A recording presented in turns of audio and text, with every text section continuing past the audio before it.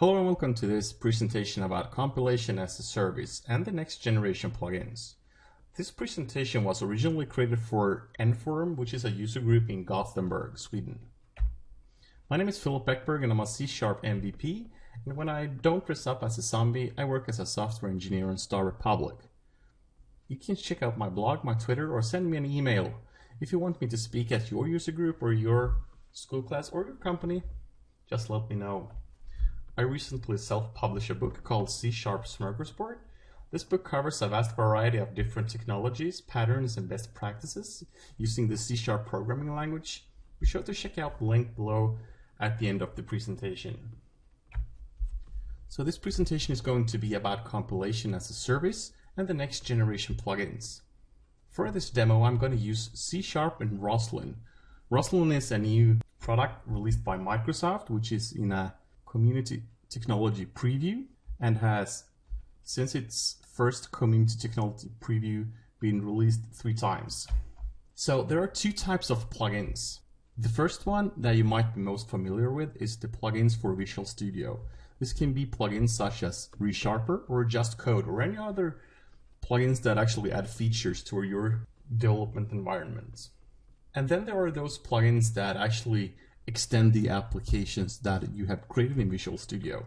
This can be plugins for applications such as your own Twitter client or your invoicing software or anything like that. Before we dig into what kind of plugins we're going to create here, we need to define what a compiler is.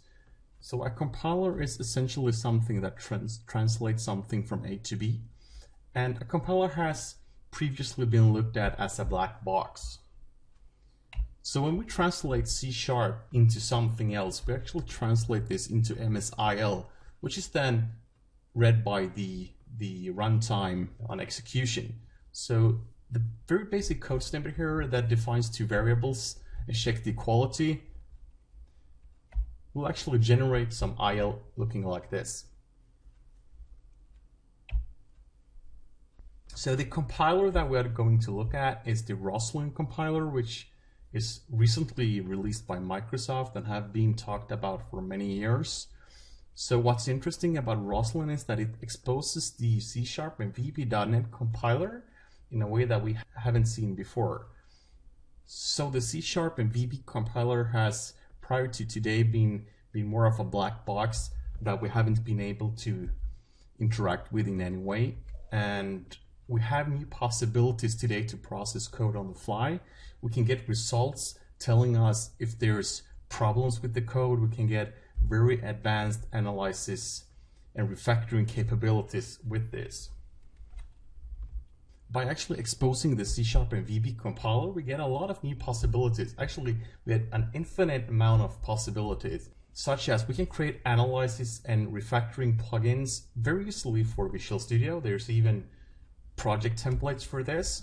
I'm going to show you them a bit later. And we can allow third-party capabilities for applications easily.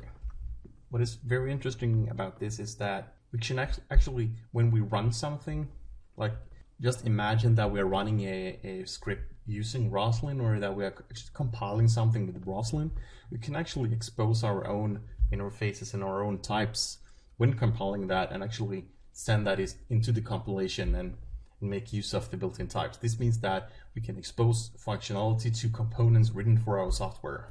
But before we start coding, let's look at what is the syntax tree, what kind of plugins is this. So let's start looking at the basics. So we can use Roslyn to analyze code files. And when we analyze a code file, the Roslyn compiler actually analyzes it for us and gives us a syntax tree. So what is this syntax tree and what can we do with it? We can use this syntax tree to actually check if the naming of each token or each variable actually corresponds with our guidelines. We can check if the overall coding conforms with our convention. And we can check things like, can we make this variable constant? And among other things. So a syntax tree essentially looks something like this. So we have some syntax that has been translated into this tree here. We can traverse this tree to get information about each node, or also called token. And if we go back to the image that we saw before here, we could actually tell Roslyn to rewrite some of the nodes in the syntax tree, such as the minors or multiplication here. So imagine that we actually rewrote the node that does the multiplication to division instead. So it would be x minus the division of set through y. And as mentioned before, we can actually use Roslyn to create plugins for Visual Studio. And this is done by using something called code issue providers that would help you scan code in real time. So when we create a code issue provider, it's going to be invoked each time you update or save your documents, and then actually run this and passing all the syntax trees down to your scanning methods. We can supply fixes for all these different issues found. So let's take a look at how we can create some basic Visual Studio plugin here. So I'm just going to fire up Visual Studio and create a new project. I have Roslyn here that I've installed. I'm going to create a code issue project. Save this in C projects. Confirm. Roslyn code issue.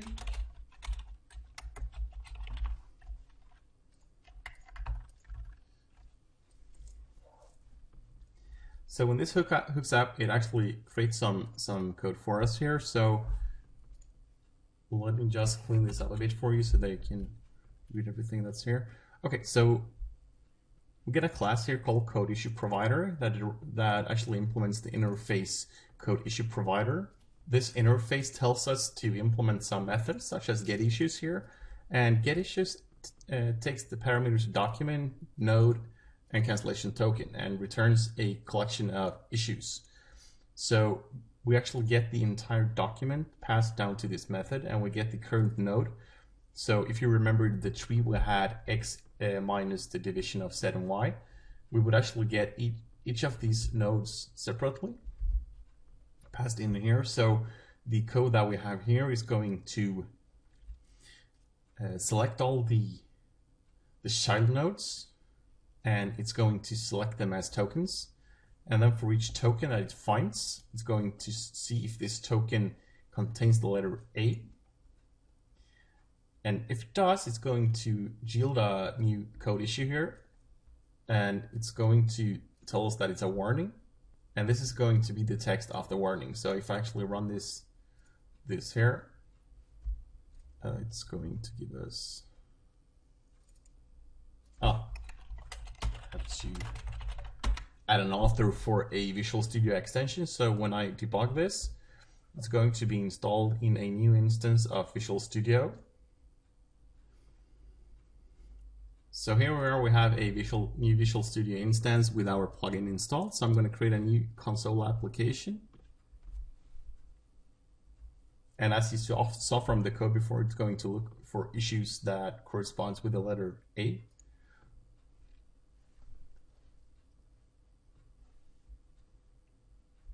Actually, it's going to look for tokens including the letter A here. So as you can see, threading includes the letter A, tasks include the letter A, console application includes the letter A, class includes the letter A. I'm actually going to say that it contains the letter A as well.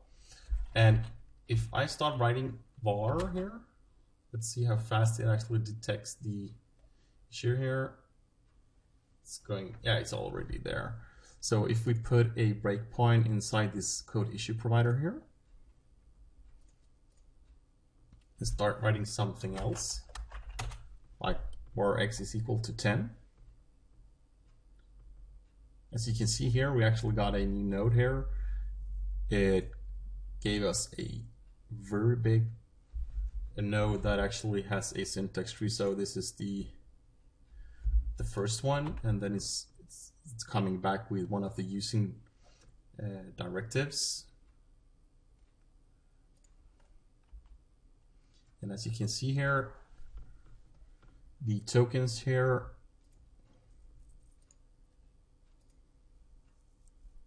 each node there are different tokens, as you can see here. So in the node using system, there are 2 tokens. this is using.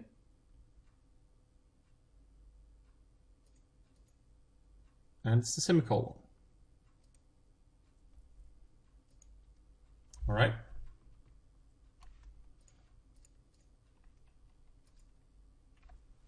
All right. Let's take a look at one of the other project templates that we have here. We actually have something called the code refactoring here, and let's create a Roslyn code refactoring project. Okay, so what we have here is actually a iCode refactoring provider, and this iCode refactoring provider has an implementation of get refactoring, which is going to ask for the token, the first token. This is just returning one syntax token.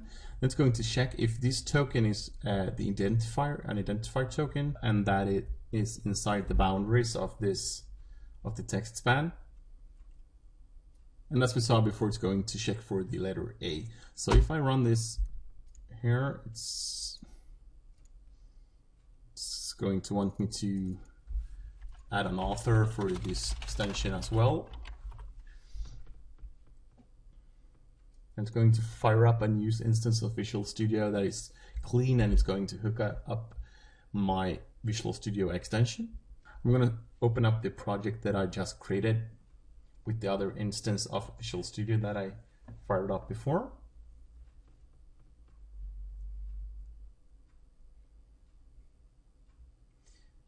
And as you can see here, it actually highlights a lot of other, actually it highlights the same things here. So I'm guessing that we can actually press this button here and press replace A with Z.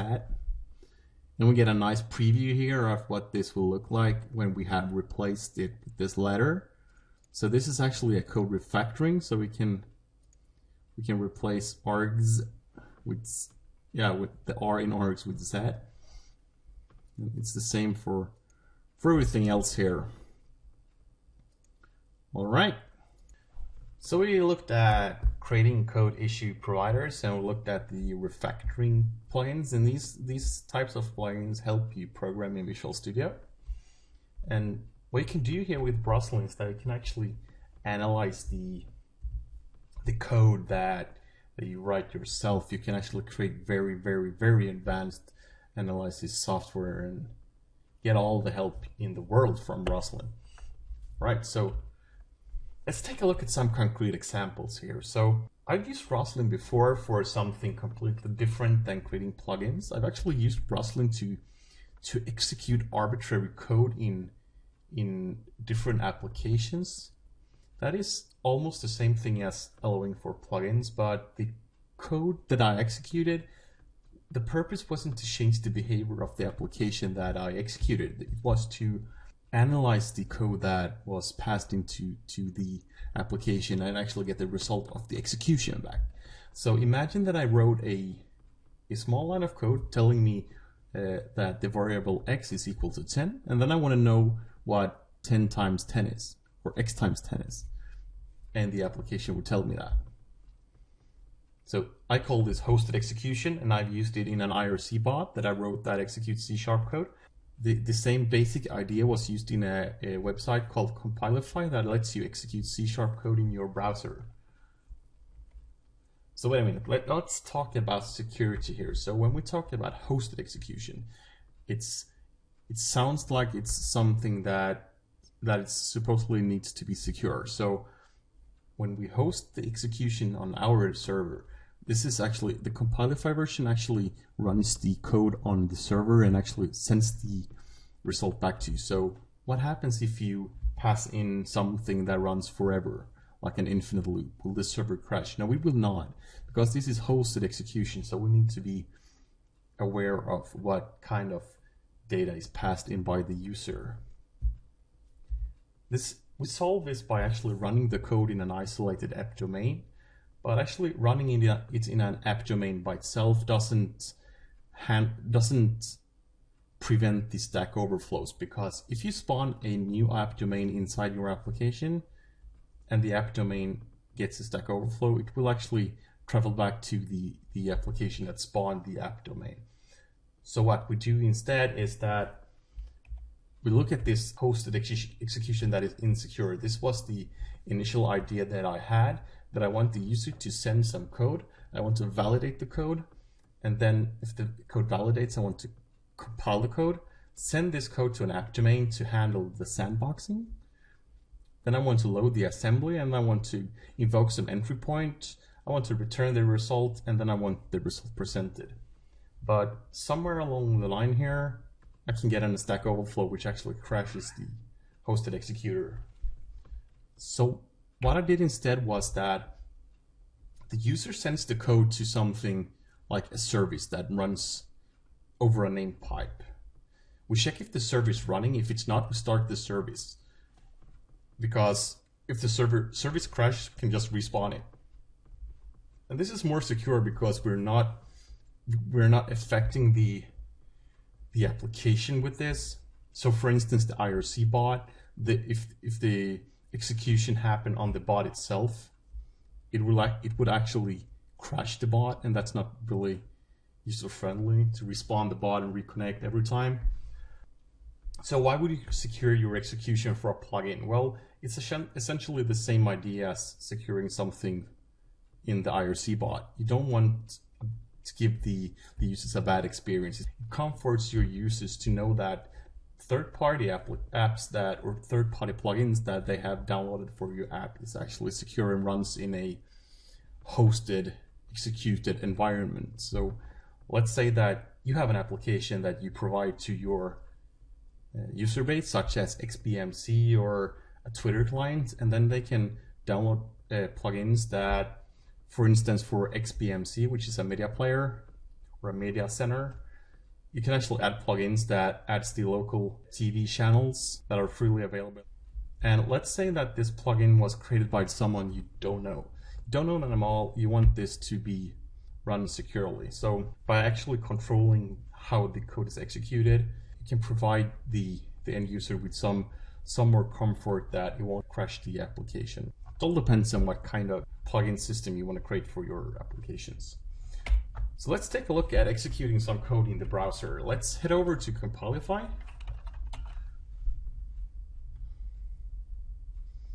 And what we see here is that we have a class here, which is predefined. And then in the other window here, we actually say, create a new person with no name, and then greet this person. So if I press run here, it's going to run the code, and it said there's no errors. Let's see if we get a result here. Well, actually this should work, but it seems to be some problem with Compilify at the moment. But basically what we should see here is that it should say hello stranger. It should be printed here. All right, so what I can show you instead is that if we create a new console application, let's just create a Roslyn console application. Okay, so let's do this. Let's do something that we haven't looked at before. So let's use C# as a scripting language. So I'm going to use something called roslyn.scripting.c#. And as long as I have input into my console here, so while I have input is equal to console.readline is not equal to null. So while there's something to read from the console, I'm going to execute some code, and I do that by creating a script engine. And then I need to create a session. Engine.create session. So here I fire up a new script engine, and then I create a new session in this engine here. So I can actually do session.execute, and I can execute something like this if I know that result will be something special. I can execute a file with a lot of code in it. So let's execute the input, and then just write the result to the console here. So if I run this here and write something like x is equal to 10, it's going to throw me an exception telling me that there's an unhandled exception here. The first line and the first column, there's an error. The name X does not exist in the current context. All right, let's run this again. So if I write 10 is equal to 10, or 10 is equal to 20, wow, this is actually kind of cool. So what happens if I write var X is equal to 10? It's going to throw me an exception again, because it expects a semicolon. So var X is equal to 10. What is X? X is 10. Wow, that's kind of cool. So what happens if I write var Y is equal to 20 and then do is X equal to 10, 20? Is X equal to 20 minus 10? That's true. So this is probably one of the most quickly written read, eval, print loops that has ever been written. So it's very easy to do this here. All right, let's go ahead and talk about creating plugins for your own applications, which is actually essentially what this presentation is all about. So what I want to do is that I want to allow my users to create plugins for my applications. And I want to do this in a kind of special way. I want to make use of aspect-oriented programming by exposing pluggable code. So what this means is that I want to provide some attributes. So when someone adds the attribute plugin before execution, or plugin after execution, or just imagine someone implementing an interface called ISOM plugin. But let's stick to the attributes here. So if someone adds these attributes on top of a method, I want this method to be pluggable, which means that when the method executes, right before the method executes, I want the script to run that is actually executed and compiled by Roslyn. Okay, so I want to pass all the method arguments into my plugin that is written by someone completely other than myself. And then I want to pass the result from those parameter manipulation plugins back into the method. All this before the method is actually executed. And the plugin after execution can actually tweak the return value of the method. Okay, so why use Roslyn for this? Well, because Roslyn is easy to use. This is going to be less than 30 lines of code.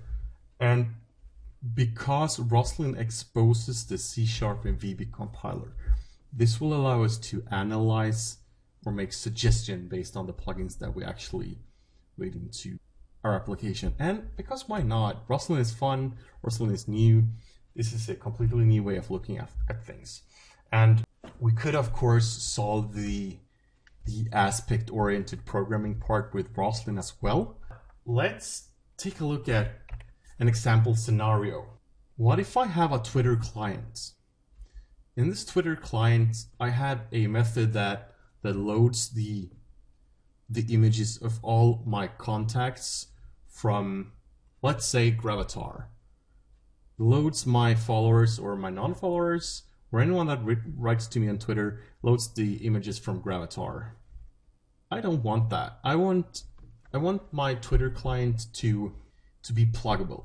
When a user downloads my Twitter client, I want them to be able to select whichever image service that they want, and they know the API for it. I don't want to create an implementation for each API out there. I want to leave this to the advanced users. So let's say that I just follow people on Twitter that I have on LinkedIn. So what I want to do is that I want to fetch the images from LinkedIn when someone that I have on LinkedIn tweets me. If the code is pluggable for the image retrieval, someone could do that. And by using Roslyn for this and using C#, this is going to be very easy. So let's look at the demo where we look at how we can execute pluggable code with Roslyn. So I'm going to use something called Postsharp for the aspect-oriented part. It's very nice and it's easy, and there's a free starter edition. Then there's some commercial licenses that you can purchase as well. It's been well praised off by Westcott Hanselman and some others. Okay, so let's get started. Let's create a new console application. Let's call this something else. Let's call this application My Pluggable Code. And in this class here, I'm going to create something that I can actually plug in on. So let's say that I have a class called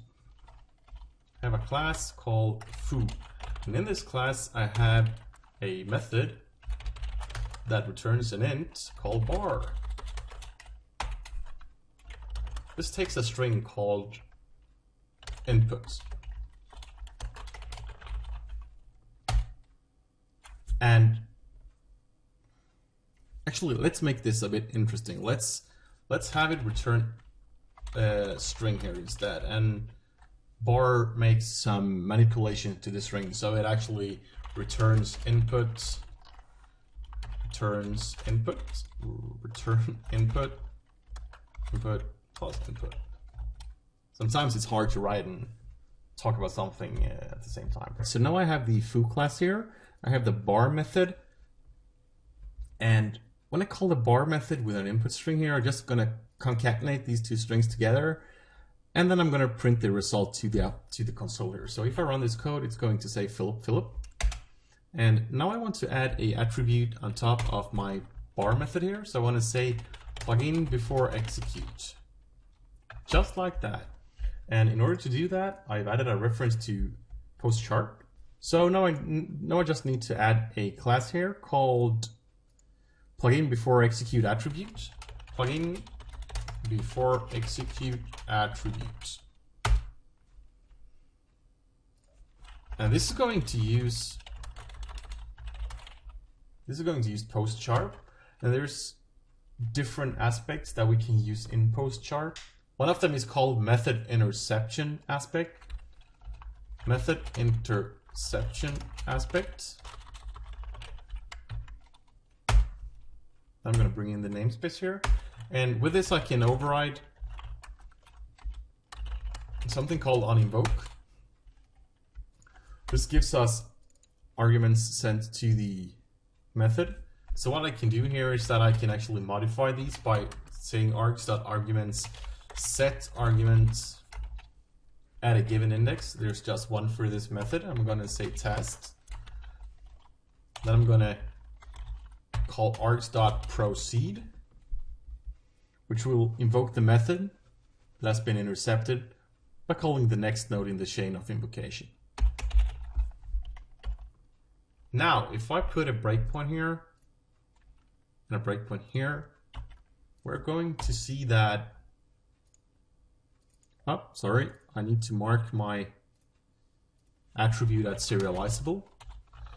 What this is going to do here, what Postsharp is going to do is that it's going to modify the IL of my code. So it's going to actually modify what happens here. So it will actually do something that's going to look like this. So imagine that we have a anonymous method here, and I have something called before, a method that calls before the real execution, and one that is called after the execution. So this is essentially what Postsharp is going to do for us. So now let's try and run this code here and see if we get any more errors, or if actually getting to the invocation here. So args is going to be empty here, or actually going to be null. It should be.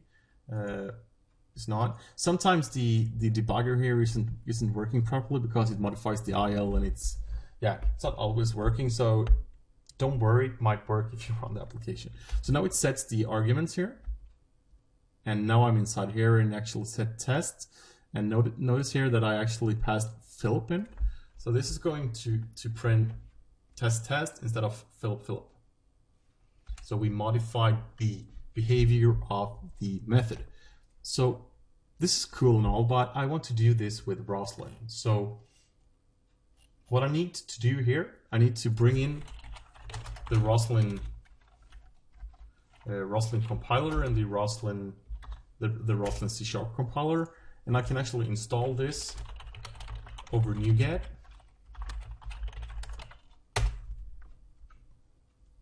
And this is going to fetch the latest version of the CTP that is on NuGet and add the references to my application. All right, so everything is added here. So I can do roslyn.compilers.c# and using roslyn.compilers. Now in this method here, I want to bring in a couple of references to, for instance, MS Core, and I want to add reference to system and system.core. In order to do so, I'm actually going to define MS Core is equal to roslyn.compilers.metadata reference metadata file reference and call create assembly reference based on the name of MS Core lib. And I'm going to do the same for system and for core. This is because later when I'm compiling this, I'm going to actually add these to the compilation. Now I can actually create something called a compilation or a compilation unit. So I define that I'm going to create a compilation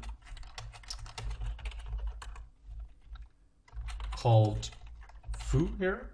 We can actually call something else like my compilation.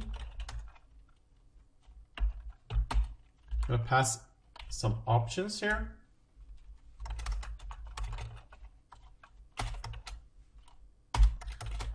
I'm going to define the kind of output that I want from my compilation. This is either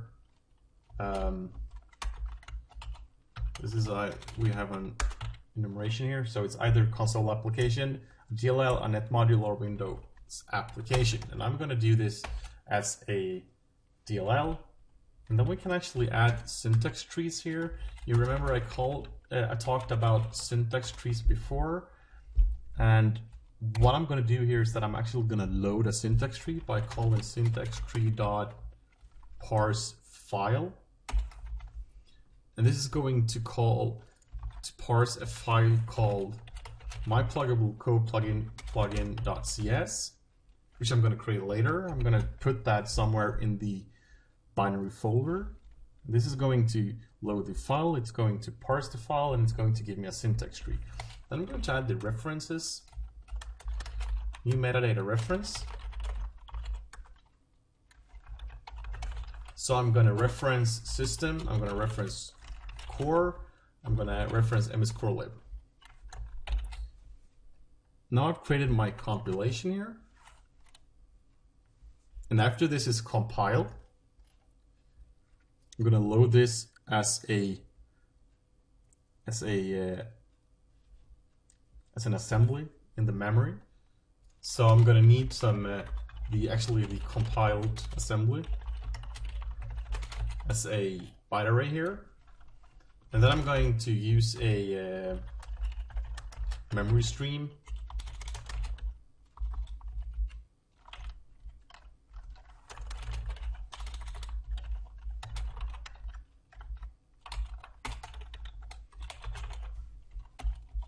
and I'm going to tell my compilation here to actually emit the result to my memory stream. So I have an emit result is equal to my compilation dot emit,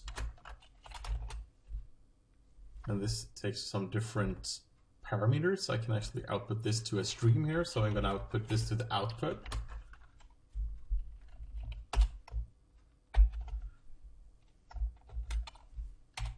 And if the result is not successful, which means there's a compilation error, I'm going to throw an error, an exception here.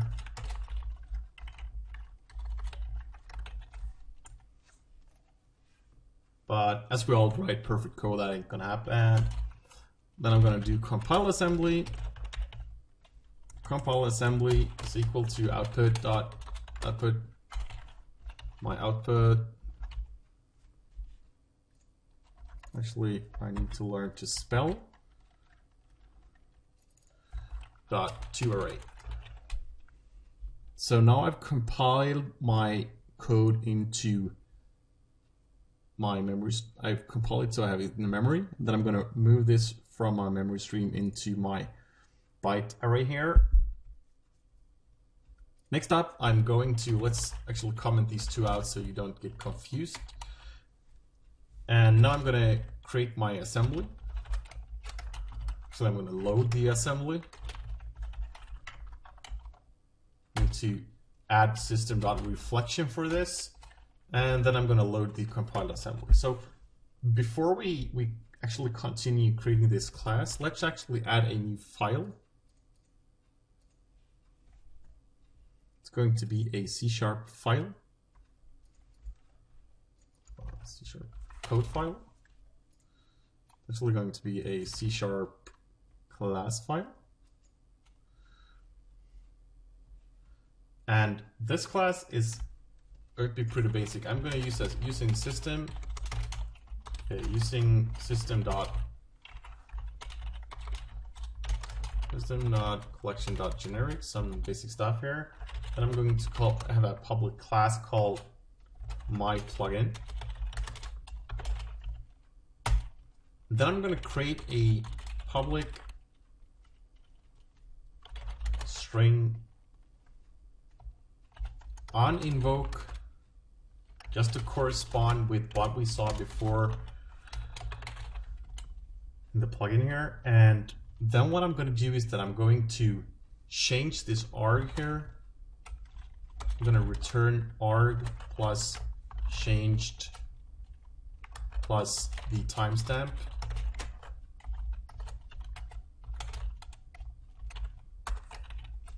Like that.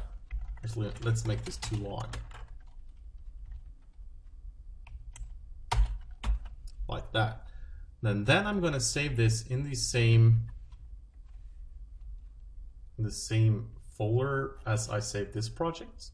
Actually, I'm going to save it in the binary folder, the debug folder here. So I'm going to save this here, and I'm going to call it. Let's call it. What did I call it before? Oh, let's just call it myPlugin.cs instead.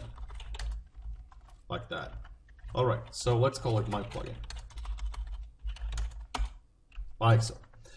Right, so this file isn't compiled in my application. It's just going to be compiled by Roslyn.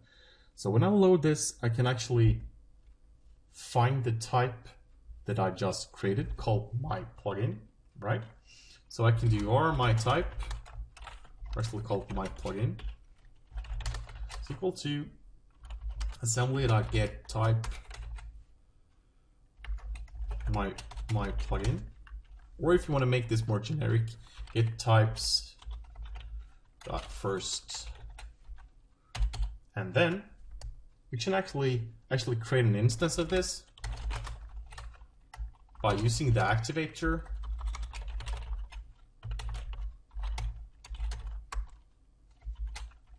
of the plugin here.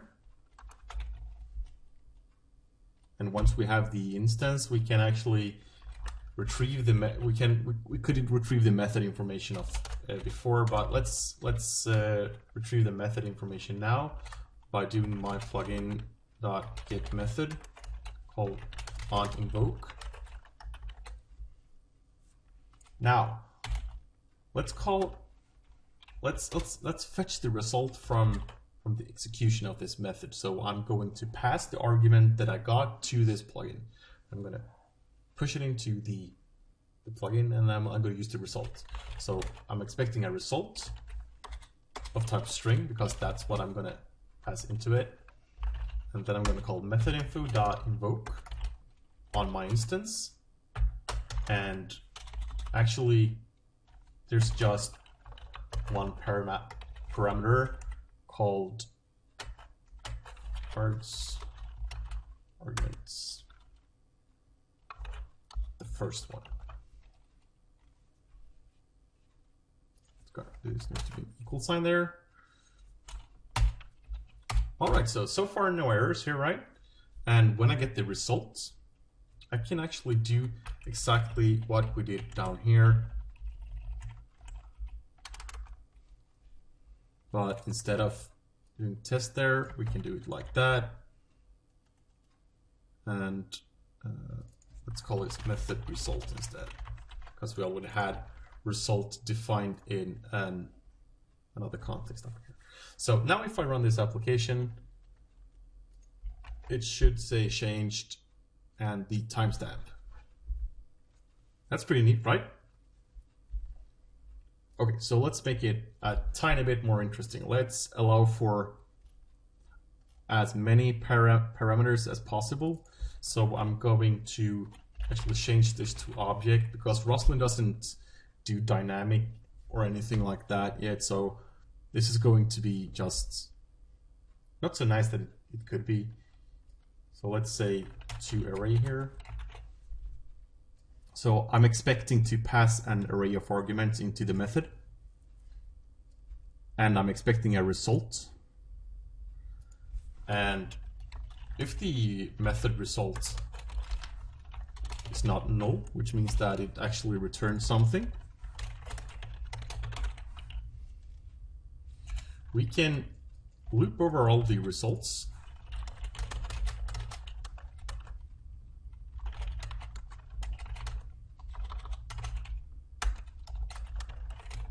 like this, and then actually set the result on the current index to the same one in method results, like that. So of course, if we run this now, it's not going to work because the delegate doesn't correspond with what we have in our code file. So let's open the code file again. Let's go into the binary folder here and add my plugin file. Let's just change this to object called args. Do object like that. And then do something like this. Let's see if this works. Run the code and see, okay, something went wrong. This means that the compilation actually didn't work. So if we actually set a breakpoint here, if it doesn't succeed, let's set a breakpoint there. We can actually see that there's one error in our compilation. Of course, should be args like that.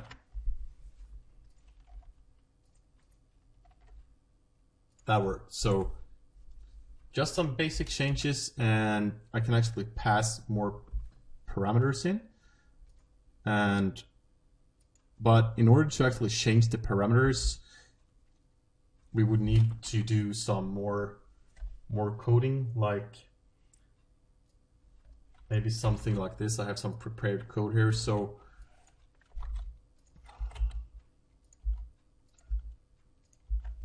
this prepared code here, what it does is that creates a new object array here as the same size as the original one. And it loops over all these arguments. And if the type is a string, it's going to add change to it. And if it's type of int, it's going to just increment it with 1, and then it's going to return this as it did before. So if I run this application now, just going to add changed. But if I actually add more parameters here, like this, I can even do something like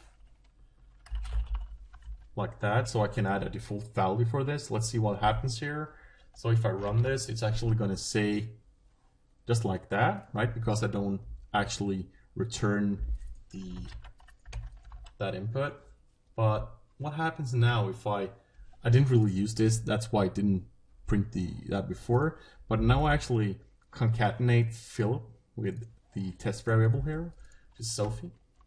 If I run this, it's going to say Filip changed, Sophie changed, right? That's pretty cool. So what happens if I add an integer here in x is equal to 0? Because I'm already using an optional parameter there. We can also add the x variable here. Now if I run this, it's going to say 1. It incremented. So no matter how many parameters that I added, I've added some extensibility to my plugins, and I've added extensibility to my application. And all this with very little code. So now I can just add this to any method in my application. Let's say that I want to add a new method that actually returns void called bis, takes an input, type string, and then just writes it to the console. Then I'm going to call foo.bis. What do you think this will print if I do something like that? So first I'm going to call foobar. This is going to change my input to Filip changed, then it's going to concatenate that with Sophie, and I changed. Then it's going to add the x, which is going to be 1, and then what? See what happens. Printed the same thing, right? But what happened now if I add the attribute on top of this method? Do you expect it to add changed on top of at the end of this line as well? Of course it does. So it actually added change one more time. So all I had to do to actually provide pluggable code for my methods, I just needed to add this. So before something executes, modify the input values. And what I talked about before when I actually used the Twitter client as a example for this. So let's consider that I have a byte array instead, called image. Now I can actually retrieve this byte array either from the local drive, or I can actually retrieve it from internet. It doesn't matter. My plugins can help me figure that out. All right, so we've looked at how easy it is to actually use Roslyn here to execute and compile the code. So we've created some metadata references to libraries that we have in the global assembly cache. We've created a compilation here that uses a compilation option saying that we are creating a dynamic linked library. We're parsing a file called myplugin.cs. We get some feedback if it's not possible to compile. We load this into an assembly and actually use the type in our application. We could actually even call all the methods here and pass the arguments to all those. Or find something that corresponds with an implemented interface. So that can be the next part in all this. So how do we know what method the user implemented? So we could actually provide some functionality, like we can add parameters to this creation here. So let's say that I want to add the type of plugin. So I can reference a type of my plugin. This means that the plugin that I'm executing needs to implement one or more of the methods, and based on the name of this method, it's going to call a method in this plugin. That could be the next step. You could take this endlessly to any step that you want, and actually Roslyn makes it very easy for you to actually use the syntax tree here. We can actually move this tree up here.